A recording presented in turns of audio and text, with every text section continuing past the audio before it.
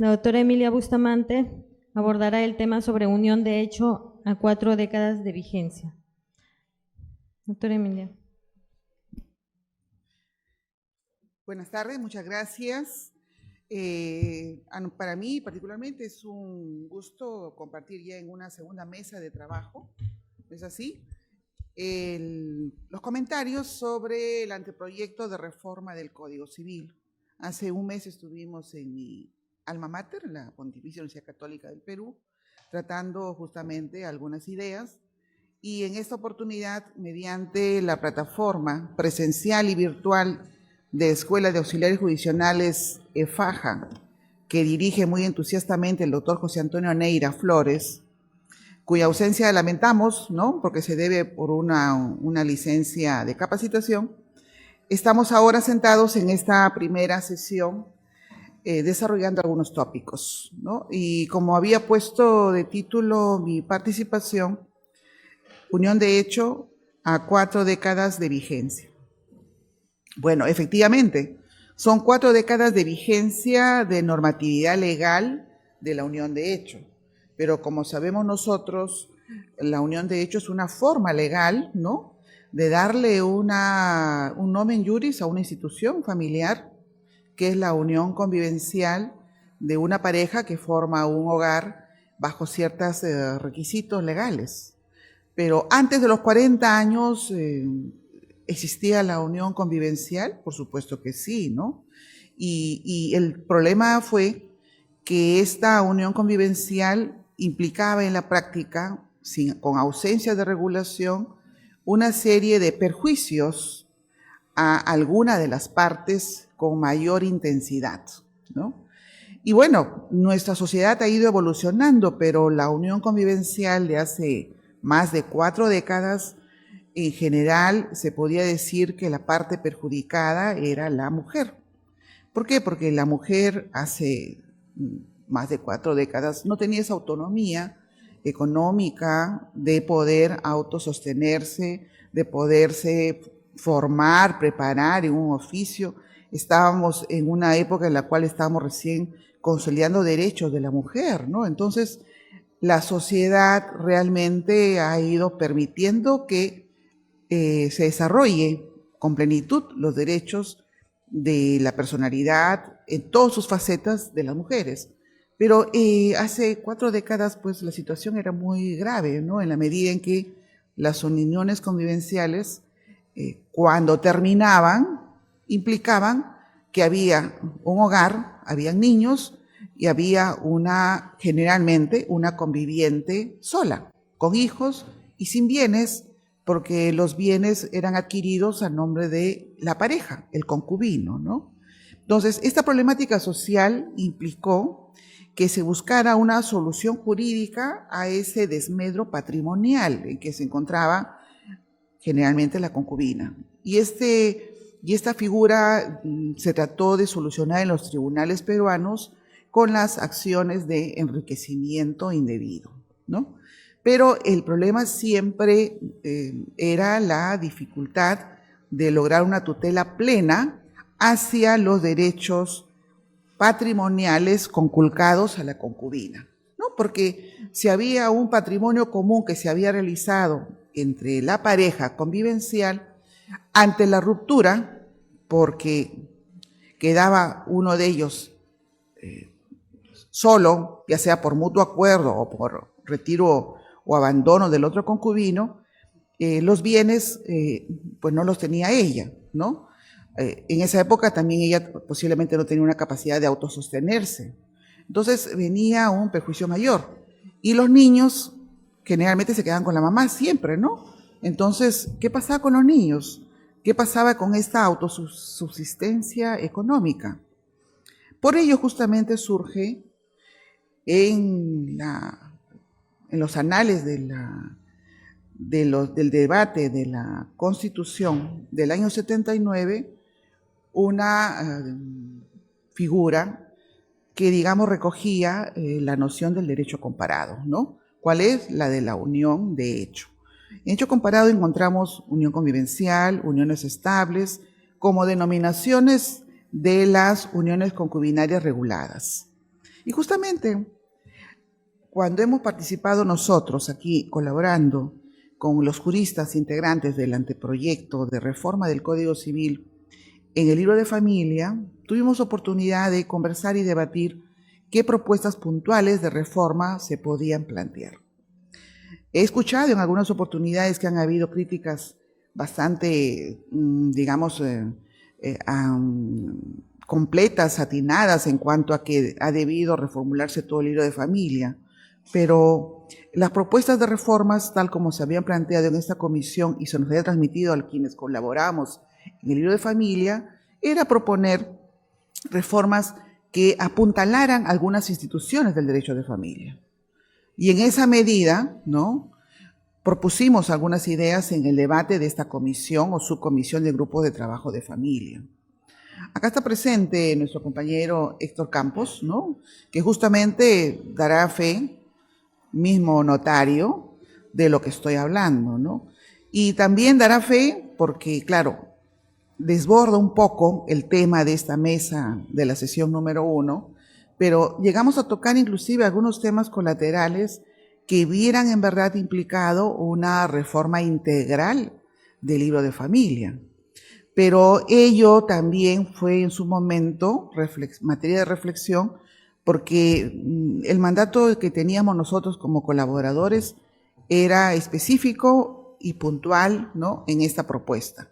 Seguramente, si del debate, si de esta puesta a conocimiento público a la colectividad jurídica y al público en general de lo que se propone en este anteproyecto de reformas, surgieran ideas nuevas que pudieran ser incorporadas, seguramente que habrá que discutirlas, habrá que ponerlas en una mesa y habrá que pensar también en propuestas de regulación en lo que convenga para cada libro del Código Civil.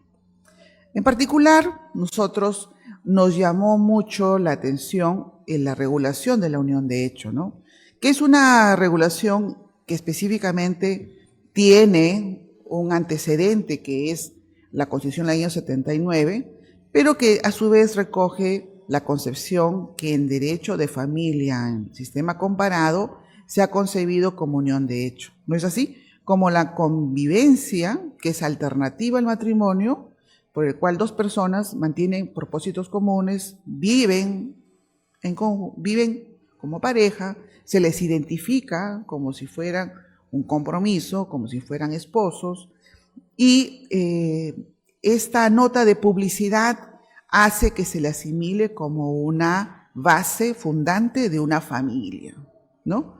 Esta familia, según la doctrina comparada, puede tener un mínimo de 2 años a 4 años de constitución, que expresa una proyección de vida en conjunto, ¿no? Una proyección de vida que hace que la sociedad, que es testigo de esta unión convivencial, los conoce como si fueran un hogar convivencial, miembros de un hogar convivencial, una pareja. Nosotros hemos visto en los casos cotidianos de nuestra vida familiar y social, ¿no?, que aun cuando no hay un matrimonio que los vincule como una familia matrimonial, la gente coloquialmente dice la señora, el señor, el esposo, la esposa, ¿no?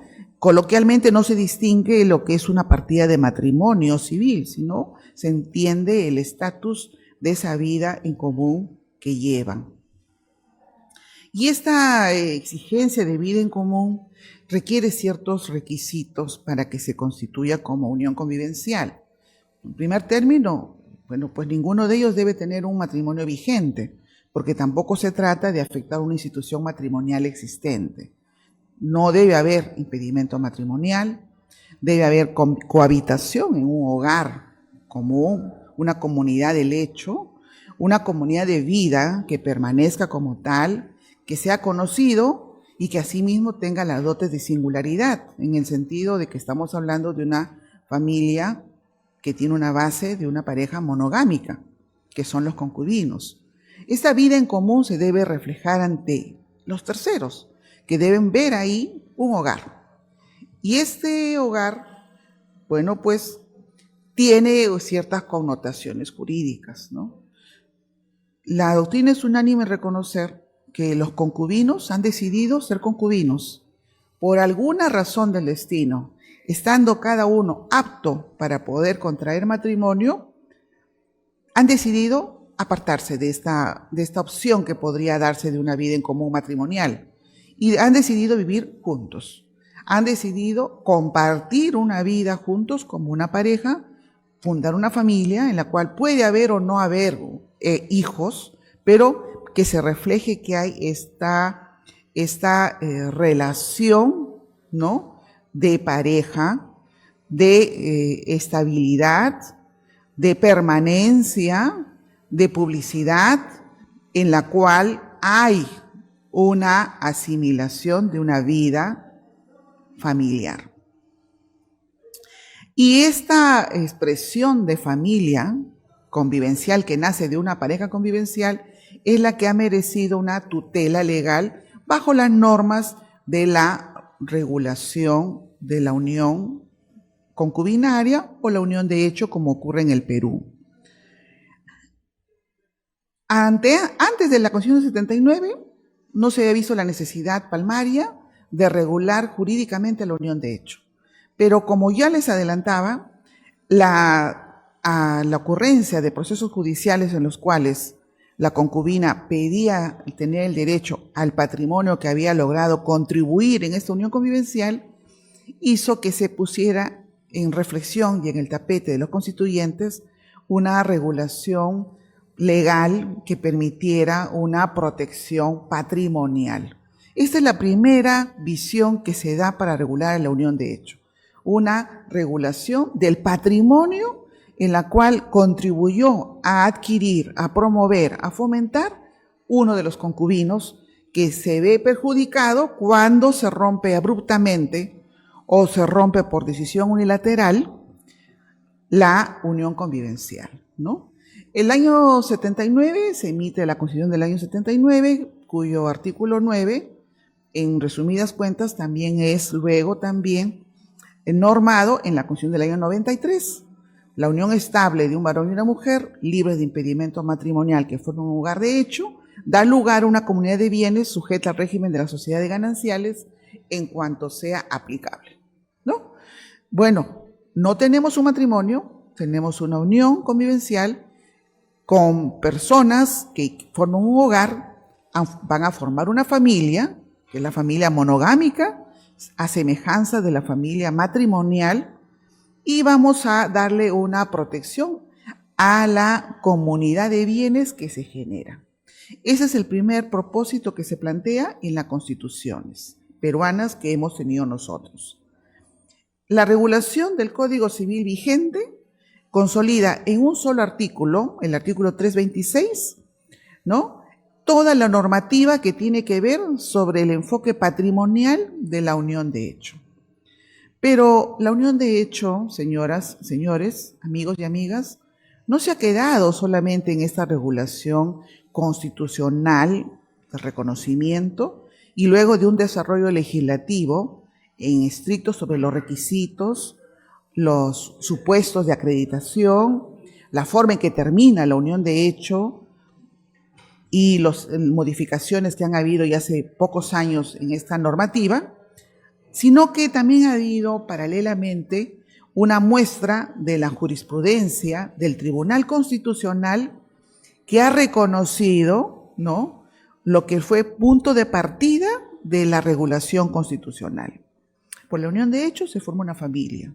Y si se forma una familia en el que ha habido la conjunción de los requisitos que lo han habilitado a considerar las uniones de hecho, ante el fallecimiento de uno de los concubinos y quedar un concubino sobreviviente, surgió la controversia en el año 2006, ¿por qué negarle la pensión de viudez al concubino sobreviviente? Hasta entonces, las leyes pensionarias, la 2530 como la 1990, establecían que la pensión de viudez, como el nombre lo dice, viudez, correspondía al viudo, ¿no? Y el viudo es aquel cónyuge sobreviviente. Ante el fallecimiento de otro cónyuge, queda un cónyuge sobreviviente, que ese es el viudo. Entonces, las leyes habían previsto y habían pensado en la pareja matrimonial y un pensionista que estaba casado. ¿Y qué sucedía con el pensionista que tenía una convivencia formada? ¿Qué sucedía con ese concubino que a su muerte, bueno, pues había dejado su pensión de orfandad para sus menores hijos, de acuerdo a ley, pero había una concubina o un concubino sobreviviente y que reclamaba su pensión de viudez? Y decía, pero si yo he formado un hogar con mi pareja, ¿por qué no tengo derecho a la pensión de viudez? Y en estos casos es de resaltar el papel importante de la defensa legal de los concubinos, que fueron persistentes y presentaron sus amparos por denegatoria de pensiones de viudez para concubinos. Fíjese qué tan importante. A veces se denosta el papel de los abogados, pero estos casos que les voy a comentar ahora, el caso Sofía Baca y el caso de Janet Rosas, son dos casos importantes en los cuales el Tribunal Constitucional le dio una lectura de mayor comprensión de la noción de familia.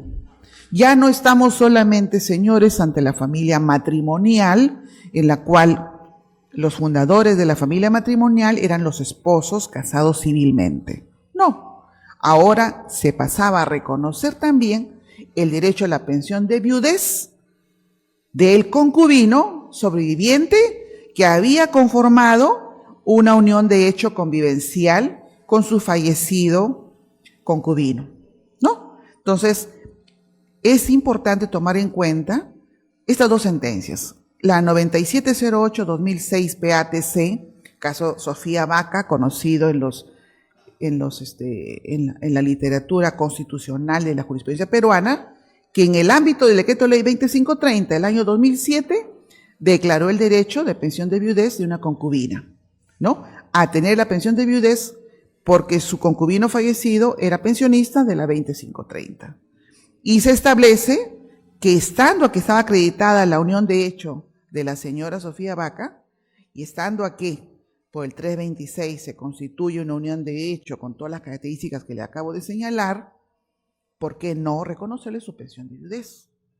Y en idéntico sentido, tenemos nosotros la sentencia 6572-2006 PATC, conocido como el caso Janet Rosas, también del año 2007, que en cuanto al régimen pensionario de la 1990, igualmente, en una sentencia que de verdad es muy buena en cuanto a la percepción de la noción de la familia y el papel de la unión de hecho como base de la familia peruana, establece la fundamentación por la cual a la señora Janet Rosas le corresponde tener la calidad de pensionista, ¿no?, en relación a la pensión de viudez que solicitaba. Fíjense ustedes, me importa acá tener en cuenta estos dos considerandos puntualmente, que decía el tribunal. Al haberse consagrado la protección de la familia como mandato constitucional y siendo que la unión de hecho es un tipo de estructura familiar, queda por precisar las concretizaciones de esta protección. y si es que en el presente caso la norma que regula el reconocimiento de la pensión de viudez se adecúa a la Carta Fundamental. Y luego dice, la finalidad de la pensión de sobrevivientes es preservar y cubrir los gastos de subsistencia, compensando el faltante económico generado por la muerte del causante. Y puesto que la propia convivencia genera una dinámica de interacción y dependencia entre los convivientes, miren, genera una dinámica de interacción y dependencia entre los convivientes, la muerte de uno de ellos legitima al conviviente supérstite a solicitar pensión de viudez. Más aún, cuando uno de ellos ha visto sacrificada sus perspectivas profesionales debido a que tuvo que dedicarse al cuidado de los hijos y del hogar, perjudicando su posterior inserción o al menos haciéndola más difícil en el mercado laboral. Entonces propone una interpretación comprensiva, ¿no?, extensiva de otorgamiento de pensión de viudez a la señora Janet Rosas, ¿no? Son dos importantes precedentes constitucionales que señalaron un derrotero y que marcaron una línea jurisprudencial que luego, del 2007 en adelante, ya era la nota distintiva de que la tutela del derecho pensionario de pensión de viudez a favor del concubino sobreviviente, era aplicable en los casos en que siempre la administración pensionaria negaba la pensión de viudez, ¿no? Entonces, ya ustedes verán, pasamos de la Constitución del año 79 y 93 de una noción tuitiva patrimonial al concubino a una noción pensionaria por extensión en la medida en que se está cautelando los derechos de un integrante de una familia, que es la familia convivencial, que hace el Tribunal Constitucional en estos casos, ¿no? Ello es importante porque, como veremos luego en la propuesta de modificación del Código Civil, artículo 326, en el cual compartimos la propuesta de reforma y creemos que este foro es importante que se considere y se vea y se analice si esta propuesta que propuso la comisión es positiva, fortalece mejor la regulación de la unión de hecho y por lo tanto merece ser considerada, ¿no?, a efectos de poder adecuar una modificación que mejora la tutela de la unión de hecho concebida en el artículo 326 del Código Civil. Fue importante estos pronunciamientos del Tribunal Constitucional, que también asimismo dio pie luego, años después, a que el 2010 se ampliara la competencia de los notarios para conocer procedimientos no contenciosos, ¿no es así? Y hasta entonces, desde el año 79 hasta el año 2010, teníamos nosotros los procesos judiciales de reconocimiento de unión de hecho.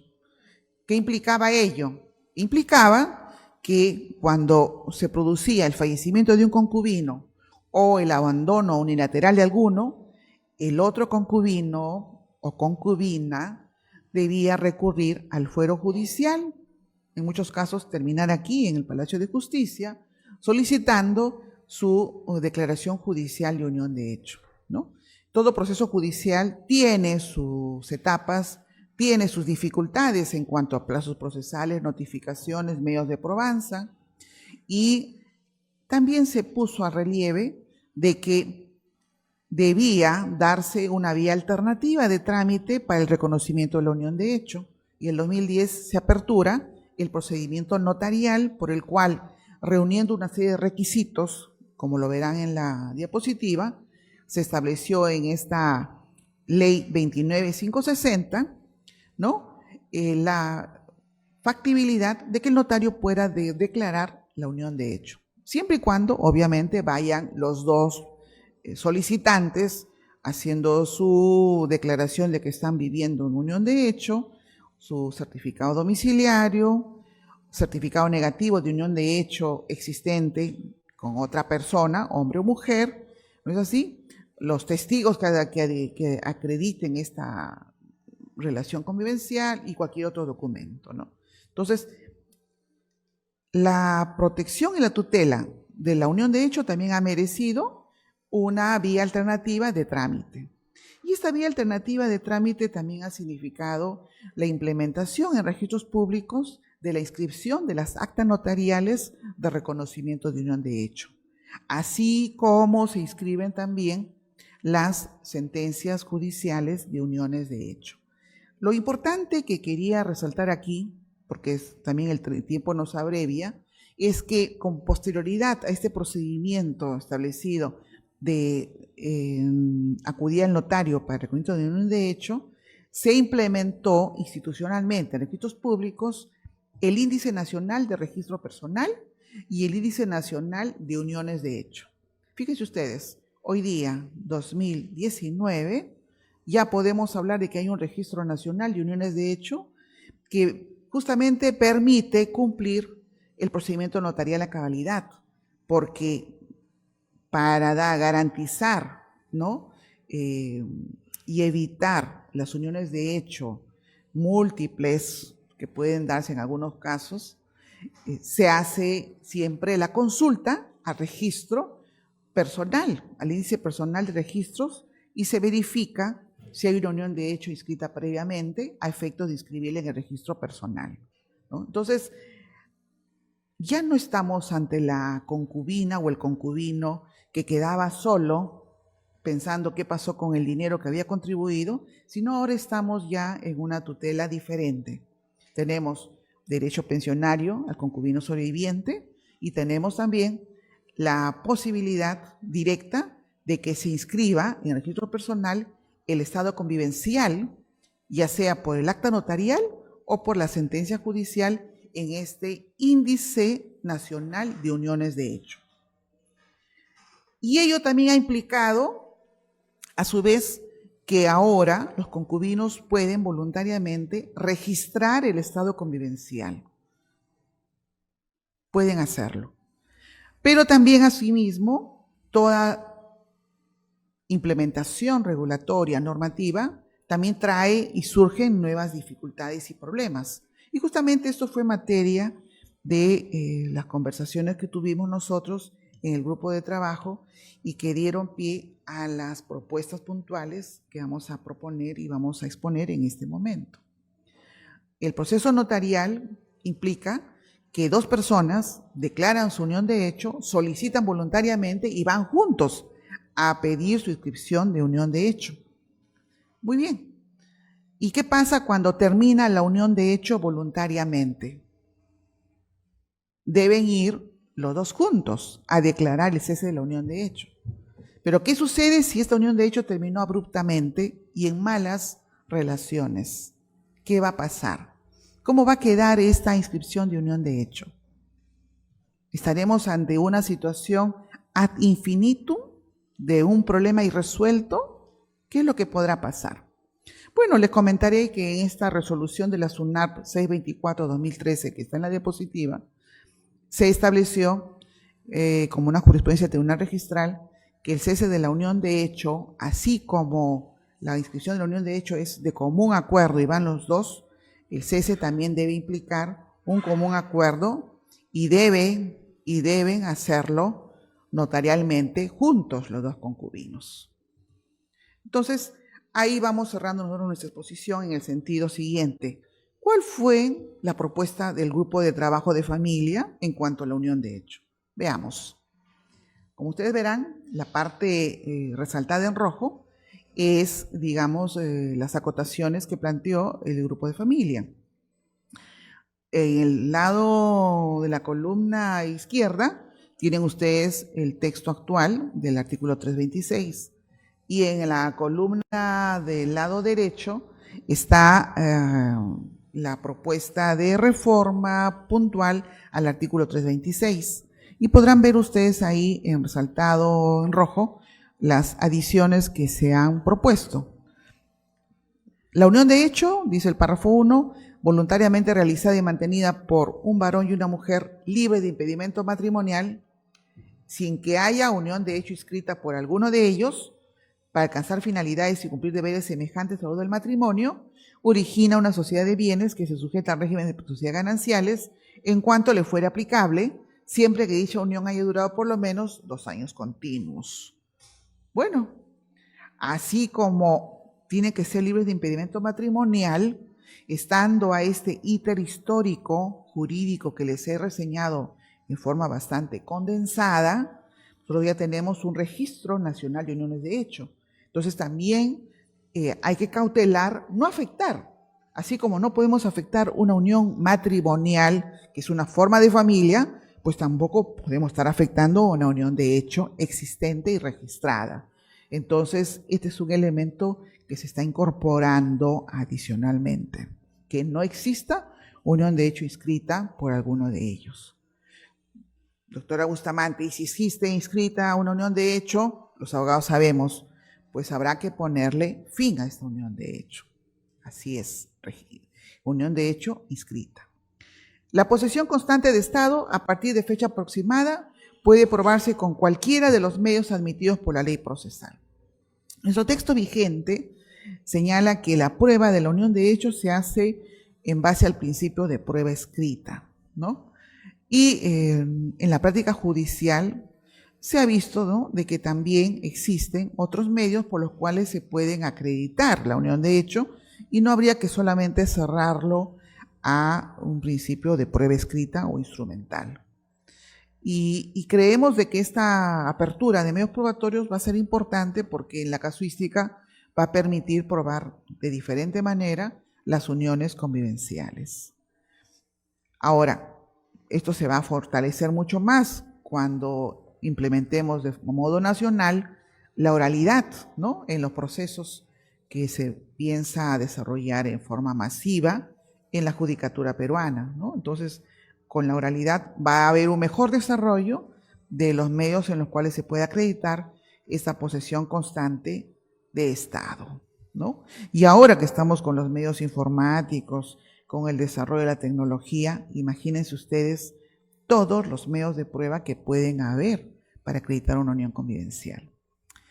El párrafo tercero, la unión de hecho que reúne las condiciones señaladas en el numeral 1, producen derechos y deberes sucesorios similares a los de matrimonio. Bueno, no me he extendido en esta parte, pero sí estamos en la propuesta repitiendo lo que ya existe en el último párrafo del artículo 326, que ustedes pueden ver en la columna del lado izquierdo, y que tiene que ver con la ley 30.007 del año 2013, que también fue otro hito histórico jurídico que estableció el reconocimiento del derecho sucesorio a los integrantes de una unión de hecho, ¿no? Y creemos que, bueno, estando que esto ya está reconocido, lo estamos manteniendo, no requiere ningún tipo de variación ni acotación. ¿Y qué sucede cuando las uniones de hecho no reúnen los requisitos previstos por el artículo 326 del Código Civil en cuanto a que deben ser uniones voluntariamente realizadas por un varón y una mujer, libres de impedimento matrimonial, sin que exista inscrita una unión de hecho, que tengan finalidades y fines semejantes a los del matrimonio y que ha durado por lo menos 2 años? ¿Qué sucederá? Bueno, ahí no estamos hablando de unión de hecho en estricto sensu y en esos casos tampoco podemos dejar desprotegida ninguna de las partes. Y por ello se está tomando en cuenta, ¿no?, en el punto numeral 4, que cuando se trata de una unión que no reúne las condiciones señaladas en este artículo, el interesado tiene expedito en su caso la acción de enriquecimiento sin causa, ¿no? Ahora, en cuanto a la separación de patrimonios, otra propuesta que es importante también resaltar en este anteproyecto de reforma del Código Civil es la posibilidad prevista de que los concubinos puedan adoptar la separación de patrimonios formalizada ante el notario.